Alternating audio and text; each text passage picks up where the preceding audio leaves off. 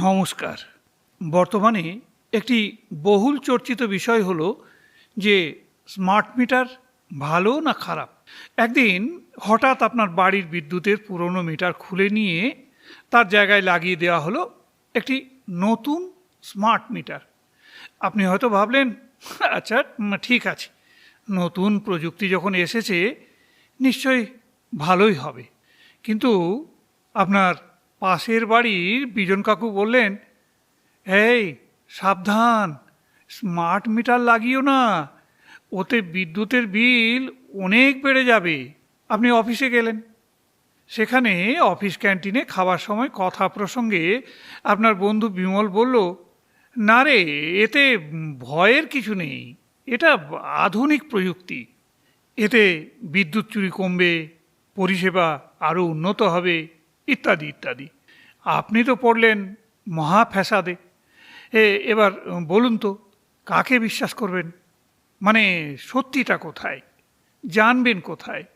আজকের এই আলোচনায় আমরা কোনো রাজনৈতিক বক্তব্য দেব না, কোনো গুজবও ছড়াবো না। আমরা শুধু তথ্যের ভিত্তিতে জানার চেষ্টা করব যে স্মার্ট মিটার আসলে কি, কেন আনা হচ্ছে, এর প্রকৃত সুবিধা কি, আর সাধারণ মানুষের উদ্বেগের কারণগুলোই বা কী।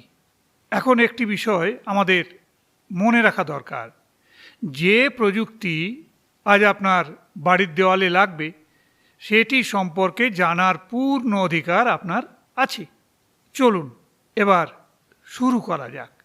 ইতিমধ্যেই পশ্চিমবঙ্গ সরকার ধাপে ধাপে বিদ্যুতের স্মার্ট মিটার চালুর একটা উদ্যোগ নিয়েছে। প্রথম পর্যায়ে সমস্ত সরকারি দপ্তরগুলিতে এই মিটার বসানো হবে। পাশাপাশি সরকারি কর্মচারী, শিক্ষক এবং পুলিশ কর্মীদের তাদের বাসভবনেও স্মার্ট মিটার লাগানোর অনুরোধ করা হচ্ছে। অন্যদিকে কয়েকটি কর্মচারী সংগঠন এবং বিরোধী রাজনৈতিক দল এই সিদ্ধান্ত নিয়ে নানা প্রশ্ন তুলতে শুরু করেছে।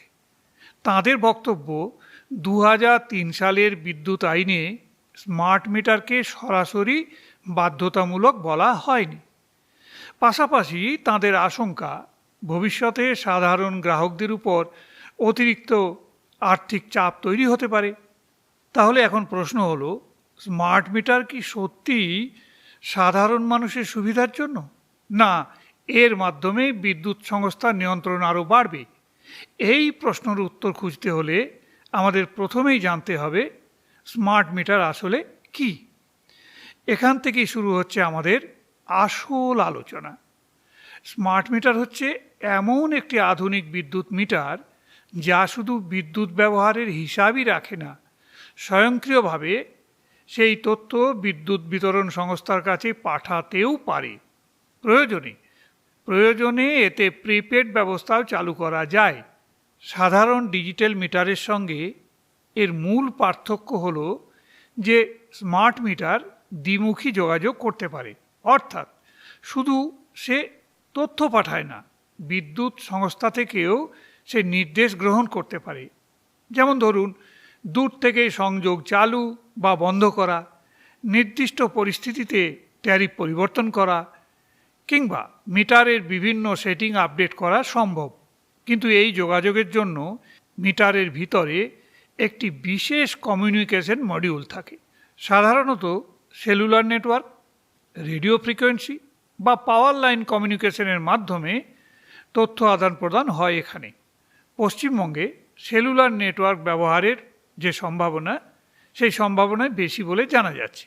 স্বাভাবিকভাবেই এই প্রযুক্তির কারণে স্মার্ট মিটারের দাম এবং রক্ষণাবেক্ষণের যে সাধারণ খরচ তা ডিজিটাল মিটারের তুলনায় বেশি হতে পারে।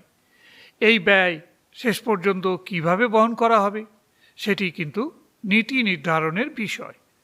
আরও একটি গুরুত্বপূর্ণ বিষয় হলো তথ্য সুরক্ষা।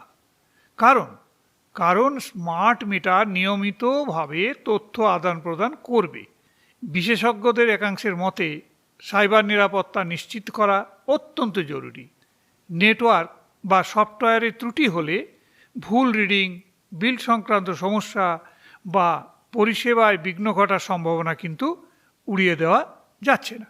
যদিও বিদ্যুৎ সংস্থাগুলোর দাবি যে আধুনিক নিরাপত্তা ব্যবস্থা ব্যবহার করে এই ঝুঁকি কমানো সম্ভব।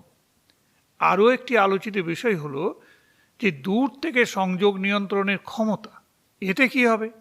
এতে প্রয়োজনে সংস্থা অফিসে না গিয়েও পরিষেবা পরিচালনা করতে পারে।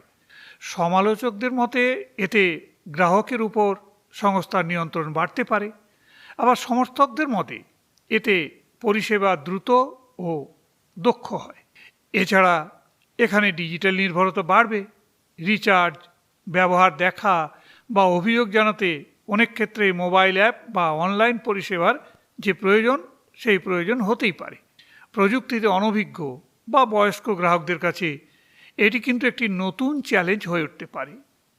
এখন আমি এমন একটি বিষয়ের উপর আলোকপাত করব যা হয়তো আগামী দিনে সবচেয়ে বেশি আলোচনার বিষয় হয়ে উঠতে পারে।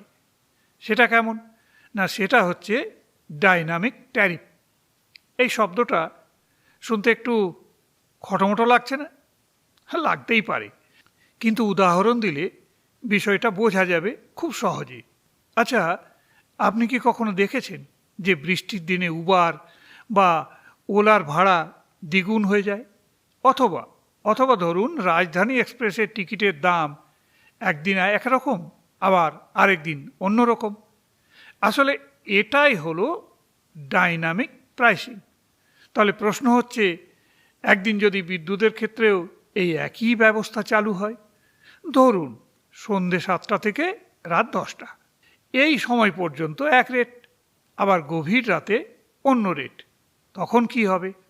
এবার সবশেষে একটি কথাই বলবো, নতুন প্রযুক্তিকে ভয় পাওয়ার কোনো কারণ নেই। আবার নতুন প্রযুক্তি এসেছে বলেই যে তাকে চোখ বন্ধ করে গ্রহণ করতে হবে, সেটাও বুদ্ধিমানের কাজ নয়। কারণ স্মার্ট মিটার নিজে ভালো বা খারাপ, এটা কিন্তু এভাবে এক কথায় বিচার করা সম্ভব নয়। এটি একটি আধুনিক প্রযুক্তি, যার মাধ্যমে বিদ্যুৎ ব্যবস্থাপনা আরও দক্ষ হতে পারে। বিদ্যুৎ চুরি কমানো, দ্রুত মিটার রিডিং সংগ্রহ, বিলিং ব্যবস্থার উন্নতি এবং ভবিষ্যতের স্মার্ট গ্রিড তৈরিতে এর গুরুত্বপূর্ণ ভূমিকা থাকতে পারে। কিন্তু একই সঙ্গে এর সাথে জড়িয়ে রয়েছে তথ্য সুরক্ষা, ব্যয়ের স্বচ্ছতা, গ্রাহকের অধিকার এবং ভবিষ্যতের ট্যারিফ নীতির মতো গুরুত্বপূর্ণ কিছু প্রশ্ন। এই প্রশ্নগুলোর স্পষ্ট উত্তর এবং স্বচ্ছ নীতি সাধারণ মানুষের জানার অধিকার রয়েছে। তাই প্রয়োজন আতঙ্ক নয়, আবার অন্ধ সমর্থনও নয়। প্রয়োজন হচ্ছে তথ্যভিত্তিক আলোচনা, স্বচ্ছ সরকারি নীতি এবং গ্রাহকের স্বার্থ রক্ষার জন্য নির্ভরযোগ্য নিশ্চয়তা। কারণ বিদ্যুৎ শুধু একটি পরিষেবা নয়, এটি আজ আমাদের দৈনন্দিন জীবনের অপরিহার্য এক অংশ। আর সেই কারণেই যে প্রযুক্তি আমাদের ঘরে প্রবেশ করছে তাকে বোঝার দায়িত্ব কিন্তু আমাদেরই। এখন আপনাদের কাছে আমার একটি প্রশ্ন, আপনি কি মনে করেন, স্মার্ট মিটার সত্যিই ভবিষ্যতের প্রয়োজন, নাকি এর কিছু দিক নিয়ে আরও জনমত, আরও আলোচনা এবং আরও স্বচ্ছতার প্রয়োজন আছে? আপনার মতামত অবশ্যই কমেন্টে লিখে জানান। আপনার একটি মন্তব্য হয়তো এই আলোচনাকে আরও সমৃদ্ধ করবে। ভিডিওটি যদি তথ্যবহুল মনে হয় তাহলে অবশ্যই লাইক করবেন, শেয়ার করবেন এবং যদি সাবস্ক্রাইব করে না থাকেন তাহলে চ্যানেলটি সাবস্ক্রাইব করতে ভুলবেন না। আজ এখানেই শেষ করছি। নমস্কার, ধন্যবাদ।